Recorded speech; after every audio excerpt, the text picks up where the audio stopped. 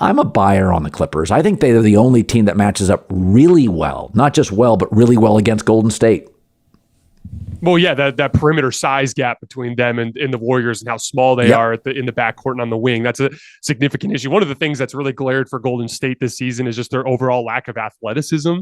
And that it's just one of those things where they bet on that bench coming around for them, and it just didn't, and became a problem for them. I have a feeling they're going to be pretty active in the next few weeks, going after someone like Stanley Johnson or Nerlens Noel to bolster that, because Golden State's entering a little bit of a danger zone. Yeah. Oh no. I mean, I watched them.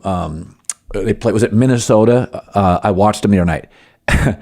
When Looney goes to the bench, they're tiny. And by the way, Dante DiVincenzo, he's a really good fit for them.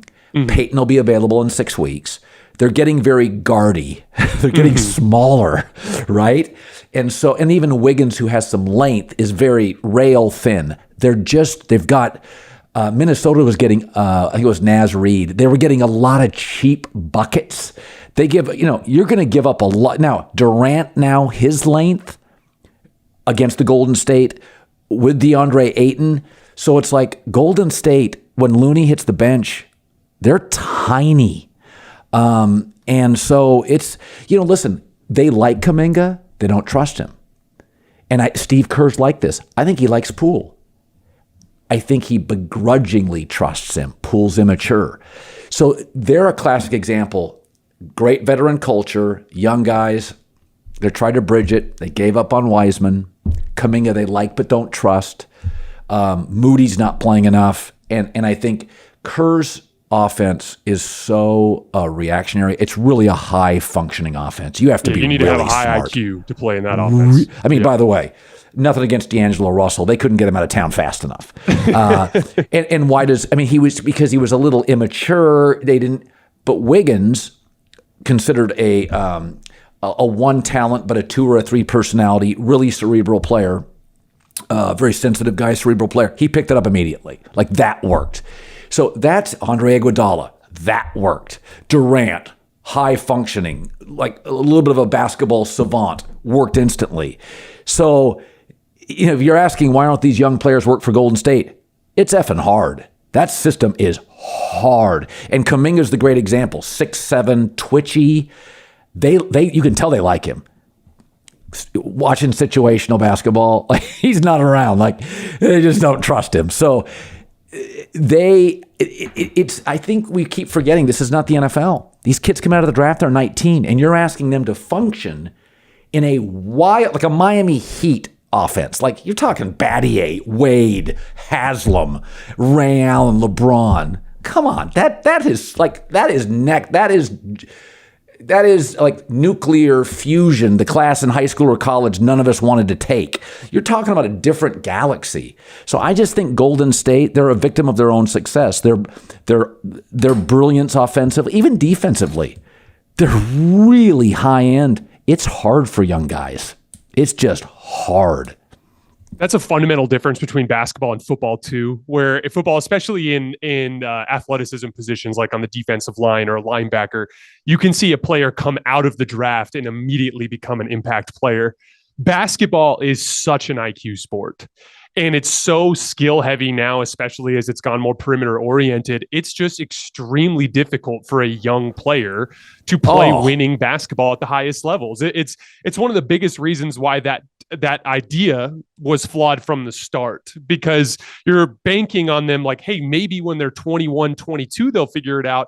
But almost every time in NBA history, it's been more like 26, 27 when they actually start to figure it out. I mean, when I was 22 years old, I had no idea what the hell I was doing on a basketball court. I was running and jumping and shooting and just hoping that I could find some way to impact the game. It's just extremely difficult to do. And Steve Kerr can be a little bit of a doghouse coach too.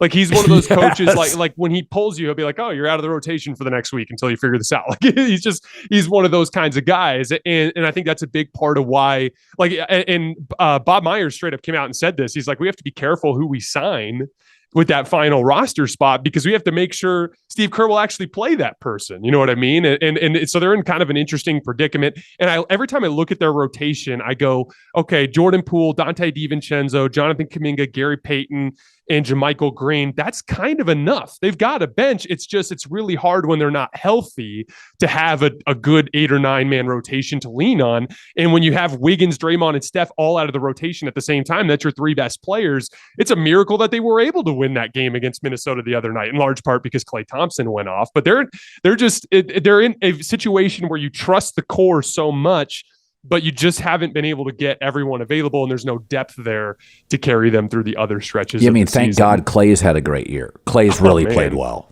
He's had a great year. His half-court shot creation has been a revelation this year, carrying the Warriors through these stretches because he's always been such an off-ball player.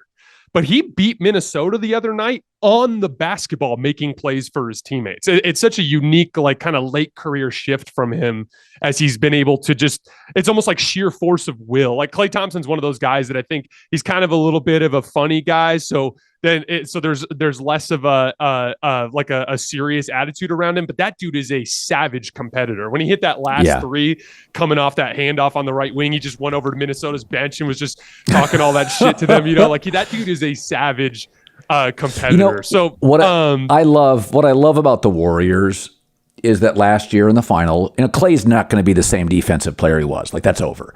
But he was really spotty last year in the playoffs. But Steph was great. Wiggins was a bit of a revelation. Jordan Poole, his minutes got reduced the farther they went, but he had his moments.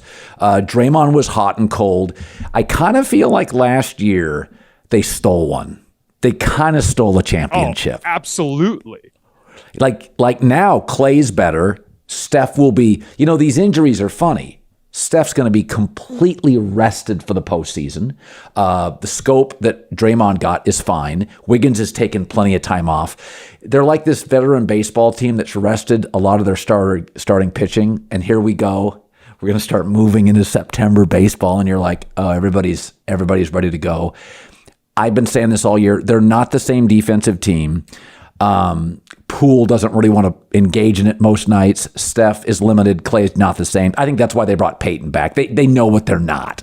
Mm-hmm. But man, situational, half-court basketball, a lot of those guys have played a lot of minutes together, Jason. They're going to be a hard team to bet against. I think some of this stuff looks like a crisis, and I think a lot of it is they're kind of resting. They're kind of experimenting. I think if Peyton's ready to go in 5-6 weeks, they're going to be a handful because he's going to be a great late game defensive player. He is. But if I can put Peyton on the floor late, Wiggins on the floor late, Draymond on the floor late, it's a pretty good defensive team. They're actually my pick to get the 6th seed because Dallas is heading into a pretty tough stretch of their schedule. I think Steph is going to be coming back. They're clicking right. I think they're going to end up getting the 6th seed, and then it's pretty simple. Like, I'd pick them over the Kings.